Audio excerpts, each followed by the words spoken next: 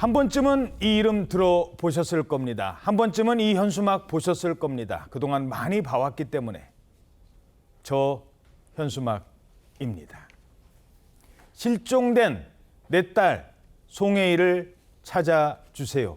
실종된 송혜이 좀 찾아주세요. 잃어버린 딸을 무려 25년 동안이나 찾아 헤매던 아버지가 있습니다. 전국 곳곳에 저런 현수막을 내걸었고 지나가던 사람들에게 일일이 딸의 얼굴이 담긴 전단지, 그 전단지를 매일같이 나눠주던 아버지. 그 아버지는 평소에 이런 말을 했었습니다. 전국 방방곡곡에 안 가본 데가 없어요. 내가 죽는 날까지는 찾아야 됩니다. 근데 죽어서는 안 돼. 아니 내가 죽어서는 안 돼. 억울해서도 못 죽어요. 미안해 여보. 애를 못 찾아서. 꼭 찾아서 당신 앞에 데리고 올게.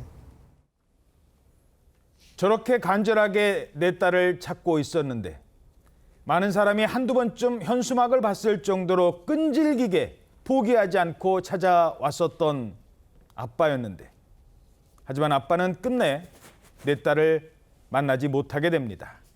안타까운 사고가 있었죠. 네, 그렇습니다. 이 아버지는 25년간 1톤 트럭으로 100만 킬로미터가량을 주행하면서 서울, 천안, 부산, 해남, 강릉 등을 달리며 애타게 딸을 찾던 아버지 송기룡 씨였는데요. 딸을 찾지 못한 채 71세를 일기로 영면했습니다. 1999년 당시 17살이던 딸 송혜이 씨는 경기도 평택의 자택 근처에서 마지막으로 목격된 이후 실종이 됐습니다. 부모는 이후에 생업을 포기한 채 딸을 찾기 시작했고요. 우울증이 왔던 아내는 2006년 딸의 얼굴이 담긴 전단지를 끌어안은 채 숨진 채 발견이 됐습니다. 아내를 잃고 남은 아버지 송 씨는 그 후에도 생업을 포기한 채 딸을 찾는 데 몰두했는데요. 최근에도 기초생활수급자로 폐품 수집으로 생계를 이어가고 있었습니다. 그러다 지난 26일에도 폐품 수집을 위해서 트럭을 운전하고 있었는데 마주오던 덤프트럭과 충돌해서 숨을 거두고 말았습니다. 안타까운 교통사고를 당한 겁니다. 그렇게 트럭을 몰고 100만 킬로미터를 달려왔던 아버지였습니다.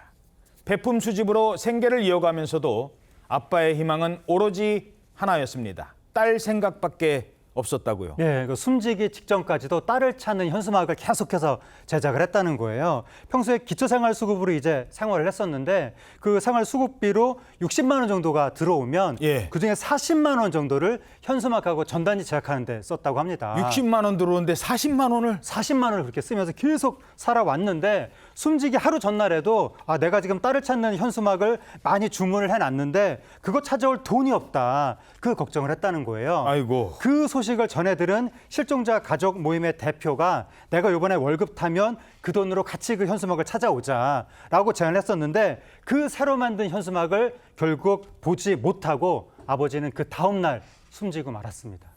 아빠는 이렇게 숨지기 전날까지도 내 딸의 얼굴을 한 명이라도 더 알아볼 수 있게 해줄 현수막 걱정을 하고 있었습니다. 같은 마을에 사시던 주민은 이 아버지를 이렇게 기억합니다. 딸 찾는다고 아마 거의 일손을 다 놓고 딸만 찾으러 다녔어요. 20여 년 넘게 이렇게 따님 찾으러 다녔는데 참 안타깝죠. 누구보다도 자식 사랑이 끔찍했던 분 같아요. 사거리마다 현수막 붙여놓고 자기 차에도 붙이고 다니고 오랫동안 그러고 다녔어요. 아빠의 긴 기다림만 남긴 채 딸은 왜 돌아오지 못하고 있는 걸까요? 25년째. 딸이 사라졌던 그날을 아빠는 절대 잊지 못합니다. 아빠는 마치 어제 일처럼 선명하게 또렷하게 기억했었습니다. 여기서 애를 내려주고 애는 내리면서 도로를 건너갔고 30대 초반의 남자는 바로 그 옆에 지하도로에 가가지고 같은 방향으로 들어가다니 만나가지고 이제 같은 방향으로 갔겠죠. 그리고 나서 이제 애가 이제 행방이 된 거지. 실종이 돼 버린 거지. 여기 아마 바로 여기 이 지점에서 만났을 거예요, 바로. 그러니까 아버지 말씀에 따르면은 이 실종 당시 옆에 남자가 있었다고요? 네, 그렇습니다. 송혜희 씨는 17살이던 1999년 2월경에 경기도 평택 집 근처 버스 정류장에서 마지막으로 목격이 되었습니다. 밤 10시쯤 막차에서 내린 혜희 씨를 술 냄새가 나는 의문의 남성이 따라갔다라고 당시에 버스 기사가 증언을 했는데요. 그럼에도 불구하고 경찰은 단순 가출로 보고 신고 3일이 지나서야 수사에 착수를 하였습니다. 이것이 송혜희 씨의 마지막 모습이었는데요. 그 이후에 결국 25년이 지난 현재까지도 행방이 모연한 상태입니다. 그런데 불과 3년 뒤인 2002년에 송혜희 씨가 마지막으로 목격된 동일한 버스 정류장에서 40대 여성이 실종이 되었고 결국 이 여성은 숨진 채 발견이 됐습니다. 이 여성과 송혜희 씨의 집은 같은 마을의 양 끝에 위치하고 불과 70m밖에 차이가 나지 않았다고 합니다. 전문가들은 연쇄살인 사건일 가능성도 있다고 분석을 했는데요. 당시에 골든타임인 신고 접수 즉시 바로 이제 수사에 착수하지 않고 단순 가출로 본 경찰의 초기 판단에 약간의 아쉬움이 남는 대목이긴 합니다. 아빠의 시계는 그날로 멈췄습니다. 1999년에 멈춰 있습니다. 아빠는 딸을 찾기 위해서 무려 300만 장 이상 전단지를 만들기 시작합니다. 이 아까운 전단지 한 사람이라도 더 봐야 되는데 색깔이 변해도 그런 전단지마저 버릴 수가 없었습니다. 이것이 13년 전 사진이에요. 이 칼라 전단지 그때가 맨델스치 그때가 엄청나게 비싸더라고요. 한 장에 1,000원씩 달라더라고요. 그동안에 차에다가 붙인 건데 이게 색깔이 이렇게 변하면은 다시 바꿔달고 이게 한 장도 버릴 수가 없어요. 그러니까요. 어떻게 전단지를 버려요. 색깔이 변했다고.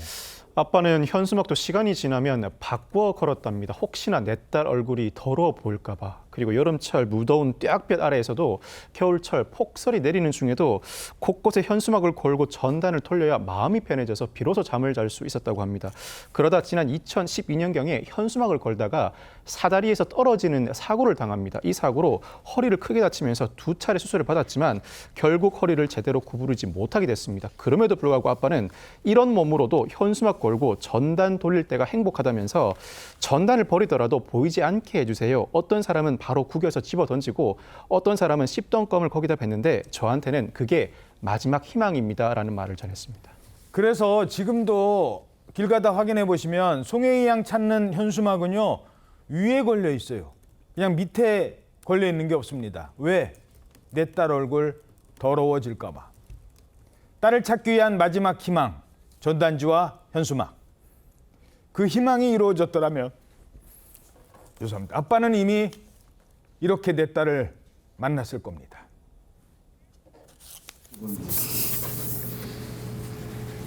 어디 갔다 왔냐? 어디 갔다 왔냐? 예, 알겠습니다. 제가 문자로 넣어드릴게요. 예. 어디 갔다 왔냐, 그게 성령이 언니 꼭 닮았다. 예. 엄마도 많이 닮고. 응? 예, 알겠습니다. 그리고 네 30살인데 언니께서 뭐 어디서 뭘 하고 있는 길래 안 나타나는 거냐? 하실 때 응? 뭐 사진을 보내달라고 말씀하셨어요. 그게 잘했어야. 제발 좀 나타나줘. 응? 저게 벌써 10년 전 일입니다. 이제 딸도 살아있다면 벌써 40대가 되었을 겁니다. 지금 어디에 있을까요? 송길영 씨는 꿈에서라도 딸을 보고 싶은데 꿈에 단 한 번도 나타나지 않았다고 합니다. 너무 답답해서 무속인을 찾아가 보았는데요. 무속인은 꿈에 나오면 죽은 사람이라고 얘기를 했다고 합니다. 이 말이 오히려 송길영 씨한테는 희망이 됐고요. 그래서 혜희가 아직 살아있구나라고 생각을 하며 거리에서 30대 후반 여성을 보면 그때마다 내 딸도 저렇게 컸구나라고 생각했다고 합니다. 2015년 메르스에 걸렸을 당시에도 딸만 생각하며 버텼다라고 했고요. 또 실종된 딸이 전화를 걸어올까 봐 이전에 자신이 쓰는 016 번호도 바꾸지 못했다던 아빠의 한이 뒤늦게라도 풀려야 할 텐데요. 경찰은 장기미제 사건은 공소시효가 없다며 수사를 계속할 것이라고 밝혔습니다.